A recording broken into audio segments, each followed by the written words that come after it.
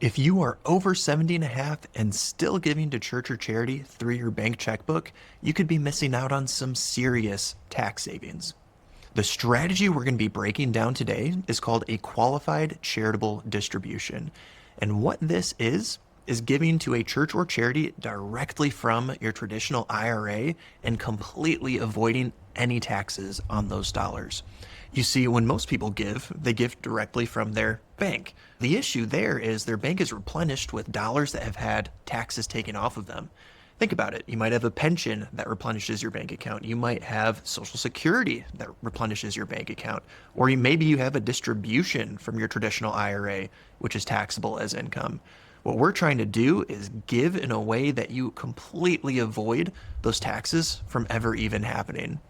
Now, it's not terrible to give from your bank because the IRS still allows you to deduct $1,000 per filer, meaning if you're married filing joint, that's $2,000 you can deduct from your income. The issue is when you give more than that. So in this specific scenario, we're going to look at a couple married filing joint. Let's say they're both 71 years old. They're utilizing the standard deduction, and they're giving about $12,000 every year to charity.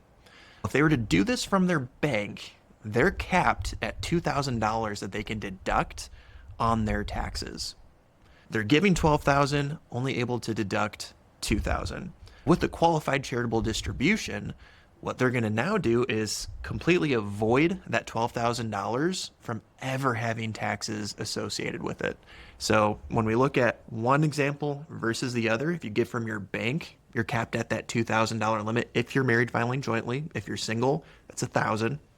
Or if you utilize the qualified charitable distribution strategy, that entire $12,000 that they were planning to give that year, now that full $12,000 is avoiding taxes completely.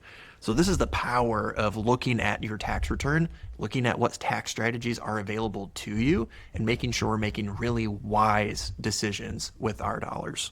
So now let's look at the rules of qualified charitable distributions. Just like any IRS maneuver, there are limitations that are built in.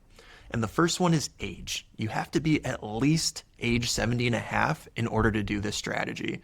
Now, there are a lot of different IRS things where you have to, maybe it's the year that you turn 70 and a half. Well, this one in particular, you have to be 70 and a half in order to start doing this strategy. Meaning if you turn 70 and a half in June and you tried doing this in May, well, guess what? Whatever that distribution in May was is fully taxable as income. So we want to make sure that we're at least 70 and a half before we start trying to do this strategy. The second limitation is an annual limit. And for 2026, this usually changes from year to year. For 2026, that number is $111,000 per person, meaning, again, if you're married filing joint, we double it. Now it's $222,000 per person. But it's not combined, meaning it's $111,000 from one person's traditional IRA and $111,000 from your spouse's traditional IRA. The third requirement is a really important one and one that a lot of people don't necessarily realize. It's the direct transfer requirement, meaning there can be no middleman with this strategy. These are dollars that start in your traditional IRA and they go directly to that church or charity. At landing point, what we like to do is set somebody up with a charitable checkbook. So we'll have them sign a form, send them a checkbook for their traditional IRA. And so every time they give to charity, every time they give to church, they're just writing a check to that institution, and then it comes directly from that traditional IRA. You can also set it up as, a direct payment that we send for you. But there cannot be any type of middleman, meaning if we send you the money and then you go ahead and give that money to charity, that is not a qualified charitable distribution. That's just a donation to your church or charity. The fourth limitation is that the account must be eligible. Currently, the only accounts that you can do qualified charitable distributions from are traditional IRAs, inherited IRAs, and then inactive SEP or simple IRAs. Meaning if you have a 401k, a 403b, or some type of other retirement plan, you are unable to take advantage of this strategy. At the end of the day, a QCD isn't about outsmarting the tax code. It's about finding the most tax efficient way of achieving your charitable goal.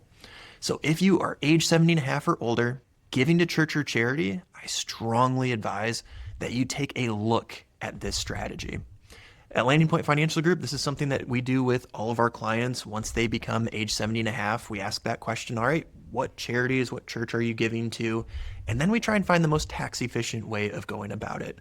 Well, when they're over 70 and a half, that's one of those strategies that jumps to the top of the list, because whether you itemize, whether you take the standard deduction, the strategy completely avoids those dollars from ever being taxed from your traditional IRA.